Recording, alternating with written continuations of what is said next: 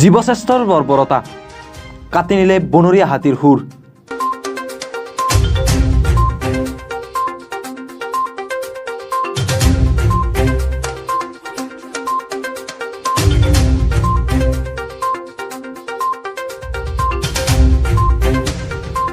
এই ঘটনা গুৱাহাটী মহানগৰৰ সমীপৱৰ্তী ৰাণী বনাঞ্চলৰ। ৰাণীৰ বেলগুৰি বনাঞ্চলত সংঘটিত হৈছে এনে এক নাৰকীয় ঘটনা। গুলীয়াই হত্যা কৰি সুৰ কাটি নিয়া বন্যহস্তীৰ শৱ এটা শনিবাৰে উদ্ধাৰ হৈছে অসম মেঘালয় সীমান্তৱৰ্তী ৰাণী বনাঞ্চলত।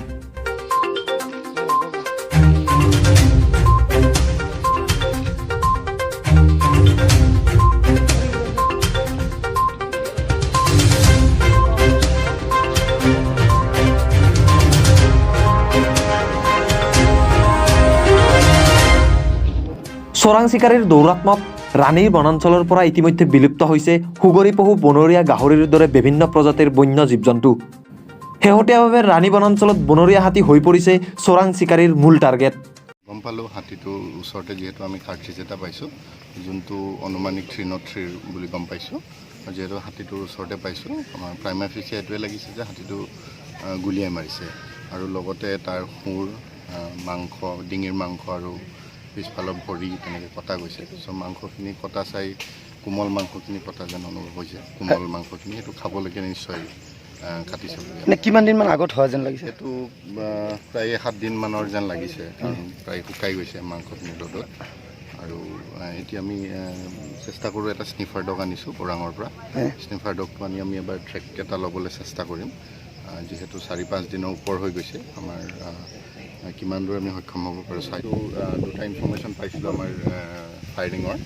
চ' আমি তেনেকৈ যেতিয়াই ৰিপৰ্ট পাওঁ আমি চাৰ্চ অপাৰেশ্যন এটা কৰোঁ জংঘলত, আৰু সমসাময়িকভাৱে আমি পুলিচকো ইনফৰ্মেশ্যনটো দিওঁ, যাতে পুলিচৰ ফালৰ পৰা, কাৰণ গুলীৰ শব্দটো আপোনাৰ যিহেতু বৰ্ডাৰ এৰিয়া, চ' ইয়াতে পুলিচৰো ইণ্টেলিজেঞ্চৰ ইনফৰ্মেশ্যনটো আমাক দৰকাৰ হয়। কাৰণ কি মানুহ, কেনেকুৱা মানুহ বা কিহৰ কাৰণে কেনেকুৱা মৰাণাস্ত্ৰ লৈ গুলীৰ শব্দ, সেইবিলাকো আমাৰ অলপ ইনফৰ্মেশ্যনখিনি লাগে। গতিকে আমি চাই আছোঁ এতিয়া, যিহেতু আমাৰ এইটো অঞ্চলত এনেকৈ মানুহ ঘূৰে বুলি আমাৰ খবৰবিলাক আছে।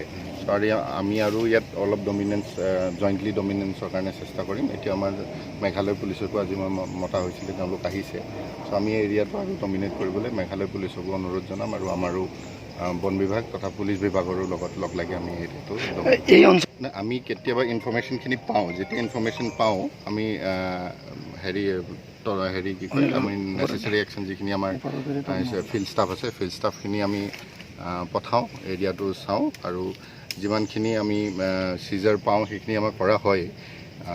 কিন্তু তাৰ মাজতো কিছুমান এনেকুৱা দুষ্কৃতিকাৰীয়ে যেতিয়া আমাৰ ইনফৰ্মেশ্যনত নাথাকে, তেতিয়া আমাৰ সেইবিলাক তেনে কাৰুকাৰ্য কৰে। আৰু লাষ্ট 1 ইয়েৰত হয়তো এইটো, মই যিহেতু এবছৰ হৈছে, লাষ্ট 1 ইয়েৰত এইটো এনেকুৱা প্ৰথম এটা ইনচিডেণ্ট পাইছোঁ।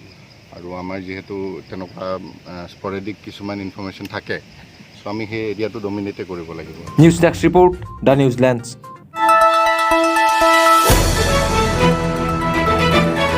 দ্য নিউজিলেণ্ডছ, অবিৰত তথ্যানুসন্ধান, আপোনাৰ সেৱাত খবৰ সন্ধান। The New Zealand.